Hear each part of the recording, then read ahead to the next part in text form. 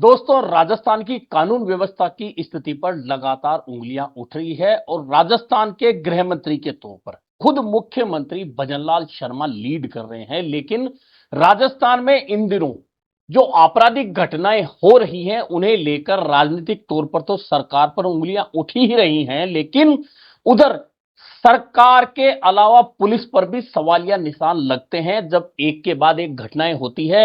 और कई बार ऐसी घटनाएं आई हैं कि जिन घटनाओं को पुलिस रोक सकती थी लेकिन नहीं रुकती और उसके बाद में लगातार सरकार पर निशाना साधा जाता है। और अब आरएलपी के सांसद और सुप्रीमो नेता हनुमान बेनीवाल ने राजस्थान की कानून व्यवस्था को सीधे सीधे वेंटिलेटर पर बता दिया है, कह दिया है कि यहां पर अपराधियों पर लगाम नहीं लग पा रही है और सरकार का इकबाल लगभग खत्म हो चुका है।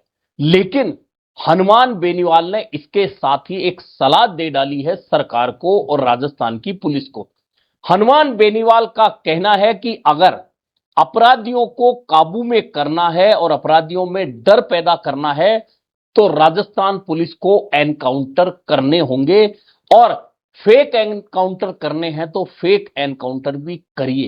हालांकि यह बहुत बड़ी बात होती है एनकाउंटर की। राजस्थान में अभी तक ऐसे परंपराएं देखी नहीं गई हैं जब अपराधियों के साथ में पुलिस ने एनकाउंटर जैसा कोई काम किया हो। हालांकि उत्तर प्रदेश में एनकाउंटर लगातार होते रहे हैं, पुलिस अपराधियों के साथ में एनकाउंटर हुए हैं। और अब हनुमान बेनीवाल ने राजस्थान को लेकर फेक एनकाउंटर की बात जो कह दी है, इस पर आगे चलकर विवाद हो सकता है, क्योंकि अगर ऐसी परंपरा राजस्थान में शुरू हुई तो दरअसल एनकाउंटरों पर फिर सवाल उठते हैं। सवाल इसलिए उठते हैं कि कई मामलों में जातिगत या राजनीतियां आड़े आ जाती है, जैसा कि जोधपुर में लवली कंडारा वाला मामला, उसमें एनकाउंटर हुआ था लेकिन उस मामले को लेकर परिजनों ने लगातार आवाज उठाई, धरने प्रदर्शन किए, मीडिया से चर्चा की। उसके बाद उस एनकाउंटर की जांच सीबीआई के हाथ में चली गई।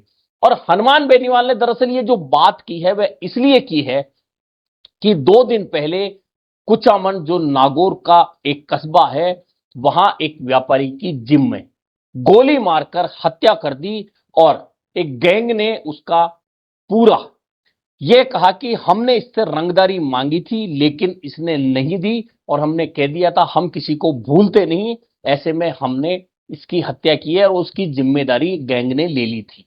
उसके बाद में राजनीतिक लोगों का धरना प्रदर्शन हुआ, खुद डीजी को वहां जाना पड़ा और बाद में एक समझौता हुआ। समझौते के बाद में पुलिस कर्मियों को हटाने के अलावा पूरे थाने को लाइन हाजिर कर दिया गया।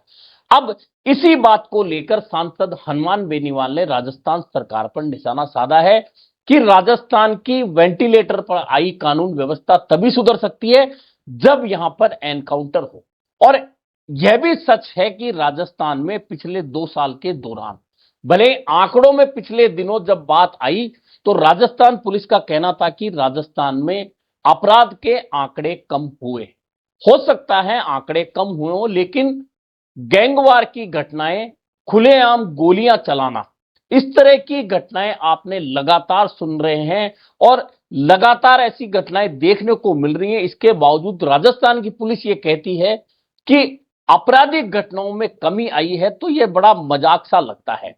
दरअसल यह सही है कि खास तौर पर पश्चिमी राजस्थान और गंगानगर बीकानेर का जो क्षेत्र है वहां गैंगवार की कई घटनाएं पिछले 2 साल के दौरान देखने को मिली हैं, जब सरेआम गाड़ियां तोड़ी गई हैं, सरेआम गोलियां चलाई गई है।